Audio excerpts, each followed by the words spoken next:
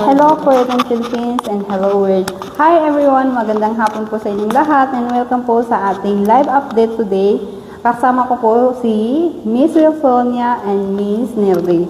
So, good afternoon po sa inyong lahat and excited po ako na i-share po sa inyo yung kwento po nila ngayon po. So, ma'am, pwede po ba kayong magpakilala po ng inyong mga pangalan po at kung nasaan po kayo ngayon? Okay, so hi everyone, good afternoon. Good afternoon here in Kuwait, good evening in the Philippines. So, my name is Neldy Ingalia Harion from Cebu, Philippines. Then, hi, ako po si Wilsonia Roamar Tano. Ako po ay nag-stay sa Kuwait.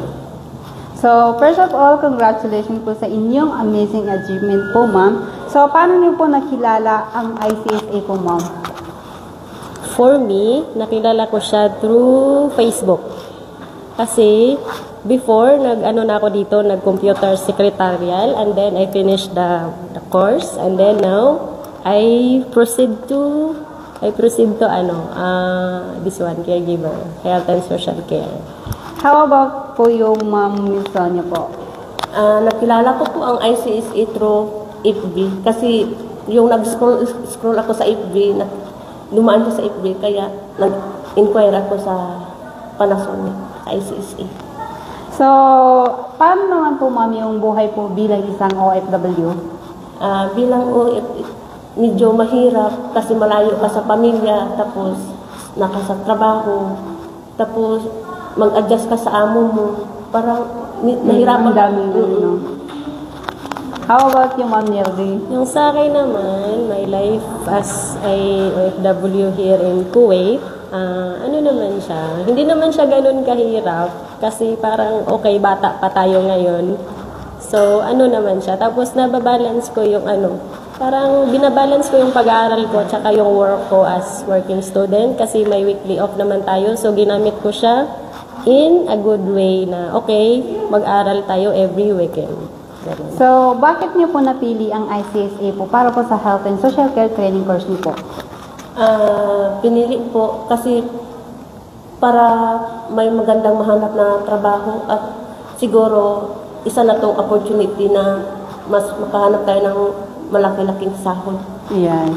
How about you, Ma'am Nilby? Ako is napili ko siya kasi parang siya yung first school na na-discover ko dito sa Kuwait since 2023 kasi yung nag-start ako dito mag-aral ng computer secretarial and then yung parang gusto ko yung mga staff, yung admin, yung mga dito.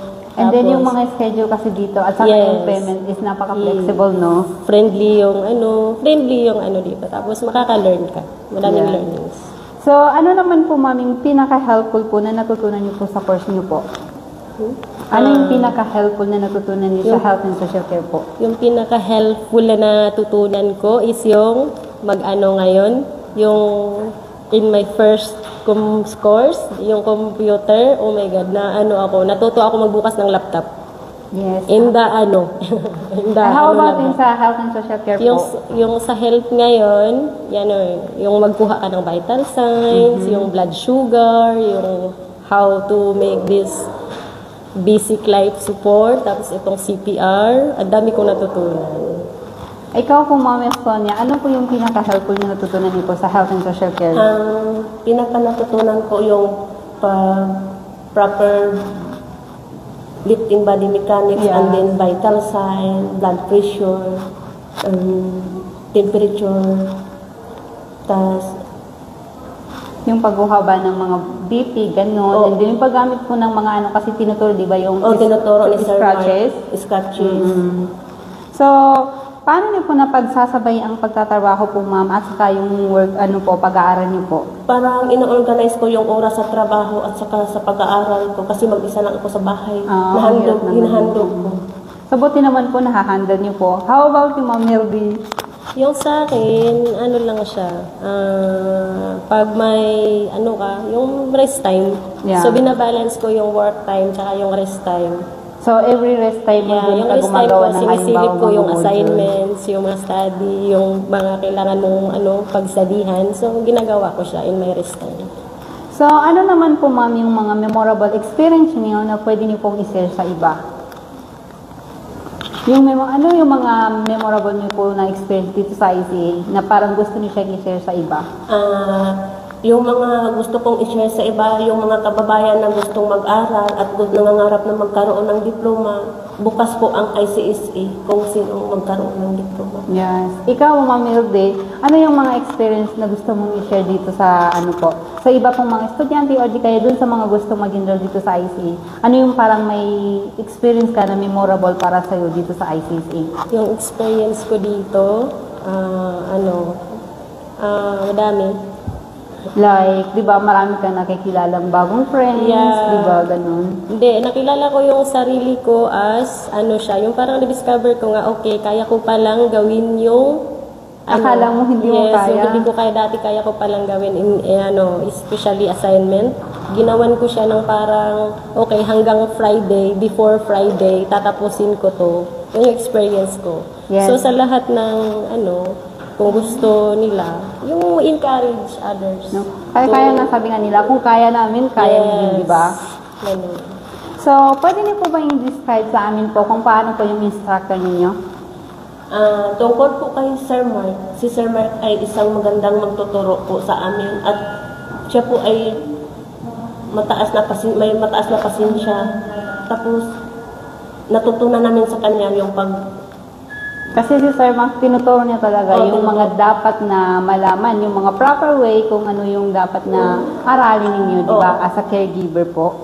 Ikaw po, Ma'am Milde, ano po yung... For me, I see Sir Mark as my instructor, a good leader, Yes. a good example as a teacher.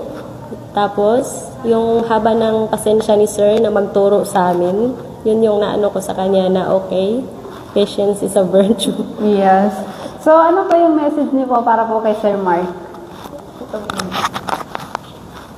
Ang message ko po kay Sir Mark, Sir, thank you po sa lahat na dahil sa inyo, natutunan namin yung mga hindi namin natutunan. Maraming pong salamat. Ikaw po ang daan para malaman namin kung ano ang nasa vital sign. Yes. Without Sir Mark, hindi kayo makakarating sa finish line po, di ba? Yes po. Ikaw, Ma'am Milde. For me, yung message ko kay Sir, oh my God, Sir, pasensya sa batch namin. Ay, sorry. Hindi, pero siya, yung parang thank you. Kasi ang haba ng patience mo, tapos ang daming learnings na binigay mo sa amin, shinare mo sa amin, I'm very thankful of it. And, yun lang. So, ano naman po, Ma'am, yung mga advice niyo po na pwedeng i-share po sa mga mag-aaral ng health and social care po? Yung sa akin, yung ma-advise ko,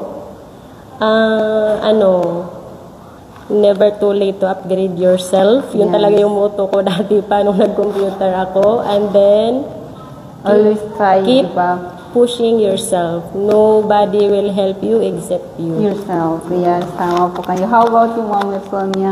Para naman po sa akin, failure is not the end of your road. Yes, tama po yan. Patuloy lang natin yung kung ano ang pinapangarap natin. Yes, Walang ma'am. imposible. Yes, nothing is impossible na, no? So, i-recommend niyo po ba ang ICSA, Ma'am? At bakit? For me, yes. I will recommend ICSA Kuwait to those who is willing to upgrade and want to learn more. Yes. Recommended ko siya sa lahat ng kabayan natin or any other nationalities. Yes, welcome kayo dito kasi very helpful tsaka super ang galing ng mga staff dito, teachers, pati admin, ang galing. How about you, Ma'am Sonia? Ang ko lang sa kanila, ang ma-advise ko sa kanila, kung gusto nilang mag-aral, pumunta lang sila sa ICSA. Ang mga staff ay puro mga bababae at maunawain.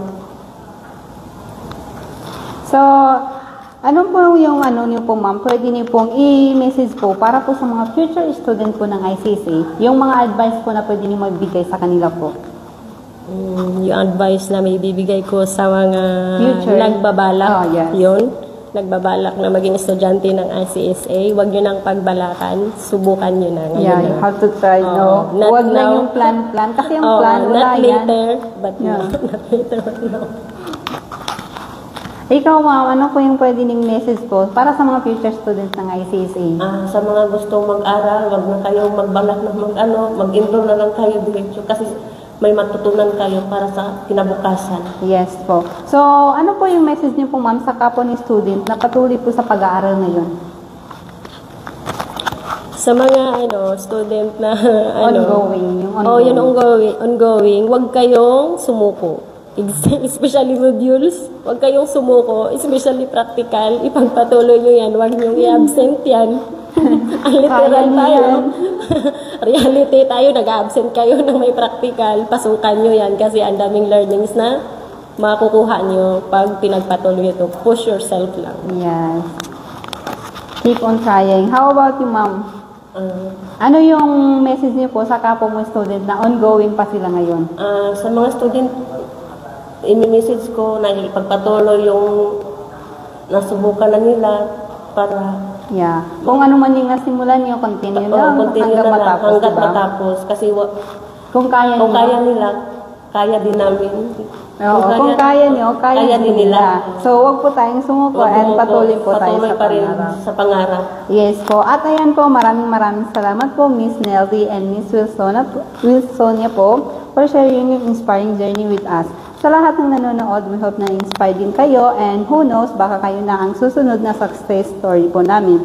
Kung interesado po kayong mag-enroll o gusto niyong malaman pa ang tungkol sa Health and Social Care course, feel free to contact us on our WhatsApp number +96599302850 or di kaya pwede kayo bumisita po sa aming office dito sa Kuwait City, Malia Panasonic Tower.